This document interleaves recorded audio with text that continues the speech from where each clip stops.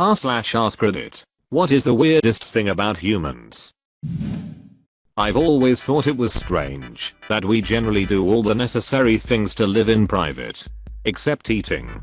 We tend to prefer private bathrooms. Private showers. We have the privacy of our home. Obviously there are outliers here, but however, eating. We'll do that hit anywhere. We breathe everywhere. Their faces during copulation. Oh god, my ex had the worst orgasm face. It was like watching someone suck on a lemon whilst being tased. I just imagine you pumping away while staring with contempt. I ventured outside my room in an upside down arch like someone possessed the other day. My dog gave me the weirdest look ever. I opened the fridge with my foot, grabbed some salami with my strong hand, put it in my mouth, and traveled back to my room. We maintained eye contact the whole time. So yeah, there's that. Humans be like, this never happens to me, only others. The way that any opinion, no matter how morally objectionable at the time, can be validated by a massive amount of groupthink. Eyebrows. They exist to protect our eyes from sweat and debris. IDK. Man. It's suspicious. I thought this was more the eyelashes? Like, it makes sense for brows to do the same, but surely features do all the heavy lifting when it comes to blocking hit. I forgot about eyelashes. I googled why we would need eyebrows and that came up, but I forgot we have eyelashes. Eyebrows are 50% more creepy now. One guy said to another, "Hey, wanna pack your life and your family into a boat and see if we find an island?" We judge. And it's apparently a human instinct to stare at someone and form conscious thoughts about that person. Cats do too. Mostly about how you're not giving them food or attention at the moment. We have fingertips and not toe tips. However, we can tiptoe, but not tip finger. Pretty strange. We're, theoretically, so efficient at running we can run down a horse until it dies of exhaustion. Then eat it. Well, I can't. Teratoma tumors. Basically tumors that can grow hair, teeth, organs and other strange body parts yet still not be classified as a separate living being. Fascinating stuff. Yeah, just Google it. Don't do that. Oh my duck. I just saw one with an eye. It was horrifying. That our entire concept of communication is essentially the noise of slapping meat. I slap my meat to you, sir. Humans hold themselves as separate from nature. There's nature. And then there's humanity. When nature encroaches on humanity, humanity beats it back. Nature is chaotic. Civilization is ordered. We are essentially a different type of nature that's winning over the old one. I disagree. What we perceive of nature might be as something chaotic, but it really isn't. The fact that you can observe patterns and symmetry in nature, either in macro and cosmic scale, defeats the notion that it is chaotic. We just can't grasp the full scope of what's going on. Civilization is much more messy than we like to think. It isn't organized under a single manner. There were and will be countless of different settings to it, with an even bigger amount of gray areas. In the end, we are just a tiny fraction of nature trying to emulate itself. I find the body's ability to heal wounds ducking fascinatingly overlooked. Imagine we couldn't. Holy hit. There's a book by Brandon Sanderson, Elantris, where there's a disease that does this.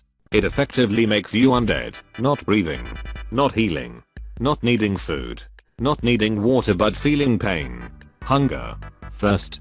It's described something like, you know that spike of pain you get when you stub your toe. Imagine if it never faded. Imagine if you had to live with the height of pain from every toe stubbing for the rest of your life. And they added together. The Elantrians grow mad quickly. All other mammals lick their assholes for cleaning purposes. We lick each other's assholes for exhale pleasure and sometimes cleaning purposes. Sometimes cleaning purposes. What? Eat da poo poo. We use artificial claws, forks, to tear apart our food. Our elbows. Palms facing up or down. The elbow barely moves. Weird. I'm supposed to be going to work, but instead I'm sitting here doing the hokey pokey. Thank you. Humans are insanely tough. A lot of animals go into shock and die from injuries humans routinely bounce back from. A lot of the flavors we enjoy come from poisons that we are immune to. Humans are better at hot weather long distance running than any other animal. An ancient hunting method is to spend all day jogging after a deer until it keels over from exhaustion, and then braining it. We are able to live in a massive range of environments. We hold up better to sleep deprivation than most other animals. Screw dwarves. Humans should be the ones with the con bonus. We're the John McClane of nature. I always found it neat how chili peppers like jalapenos are hot, because they use it as a defense mechanism. Once an animal eats one, they never want to again. However, humans love it so much they cultivated it and made hotter versions. They actually want birds to eat them, so the seeds travel farther. Most of us won't eat a lightly bruised banana, but will put another person's feet or genitals in our mouth. Millennials won't eat a Big Mac, but they'll stick their tongue up someone else's asshole after a few craft years. Yeah. As long as they haven't eaten a Big Mac. Fetishes. What turns us on and gets us off? I understand just about everything else about the human body and mind, or at least I try to. But fetishes are a fascinating concept to me. We form them either at random for no particular reason, or in some cases they can come from fears, such as a phobia of balloons popping as a child becoming a fetish for balloons / popping them as an adult. Hell. Fears and fetishes seem to form the same way. You think something that isn't typically scary, in some cases, is absolutely terrifying, usually because of some experience with it as a kid / teen. You also think something not typically considered sexy is the hottest thing ever, because you stumbled on it online at 10 or something. Of course new fears and fetishes can form at probably any age. But it seems like lots of people discover their fetish toward the younger end of the age spectrum. It's the most interesting thing. Why are we attracted to unconventional things? It's not a bad thing. But I just really wonder the psychological / neurological ins and outs of the whole idea. A lot of people who have experienced XL trauma go on to enjoy rougher X and BDSM often as a way of taking back control of their negative experience. They do things consensually that they didn't consent to before, and it helps them process it. Of course, not everybody can do that, but a lot do. That as individuals we're pretty damn unique in our drives, wants, and needs. But as a group we're pretty damn boring and predictable. Edit. Yes, I read the Foundation series. It's what I was thinking of when posting this. And also my coursework in statistics and economics. Groups of people are, to me at least, are one of the easiest things to predict. But an individual is much harder. A person is smart. People are dumb. Panicky animals. We feel shame for the things that make us most human. We keep our gluttonous tendencies and XL desires out of public view. For example, everyone has X, but to talk about X in public is considered lewd. To have a fetish or fantasy is almost perverse in the eyes of strangers. Also we are embarrassed about how we eat, or what we eat. We all eat but no one feels comfortable letting others know what their body is craving. I mean, nobody wants to admit they ate 9 cans of ravioli, but I did, and I'm ashamed of myself. That we are actually a walking bacteria colony with the emergent property of consciousness. I mean, if you want to get into it, we are eukaryotic, not bacteria. Our kneecaps are weak as duck. Talk about a design flaw. Dude, our kneecaps are ducking strong. I don't know what you are talking about. You must spend a lot of time on your knees.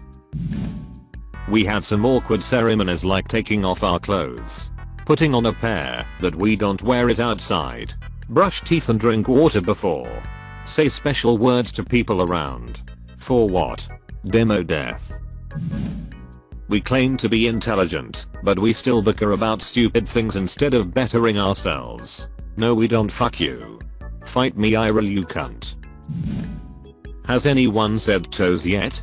Like, somewhere a long time ago we developed these little flesh sausages that grow out of our feet and that are presented for the world to see, neatly lying one next to each other. As soon as the temperatures get high enough, humans will do anything for green paper. We gave it value for some reason. and now it rules our lives. Nonsense. We Europeans care not for your filthy green paper. Sir. Now, if you please, have any brightly colored blue, red and purple ice paper to spare, that would be much appreciated. Helmets. It's an old sceneful joke. But we don't just stop doing activities that break our heads. We just make little plastic hats, so we can continue our head cracking lifestyle. This is so simple and pure. Weirdest thing is probably how most humans think they are somehow above all other animals. Okay dude, it's UVS this tiger, good luck. Edit. A lot of people seem to think they have a gun, or knife, or some hit like that. You don't. It's still UVS tiger. Or maybe UVS another human. Still. Good luck. How easily we can lose track of what is reality. A friend of mine once asked me for the PS10 I owed him. Turns out he dreamt that he'd lent me a tenner and was asking for it the next day. Yeah man, that didn't happen. You definitely dreamt it. Now that I think of it, I'm pretty sure you owe me. We went to the moon, not because it was lucrative. Not because we could get something out of it, but purely to say to the other tribe I'm better than you. This is my favorite and least favorite thing about humanity, doing things for our egos. My favorite thing is the part where we draw peens on pretty much anything, like that one time we drew a peen on Mars.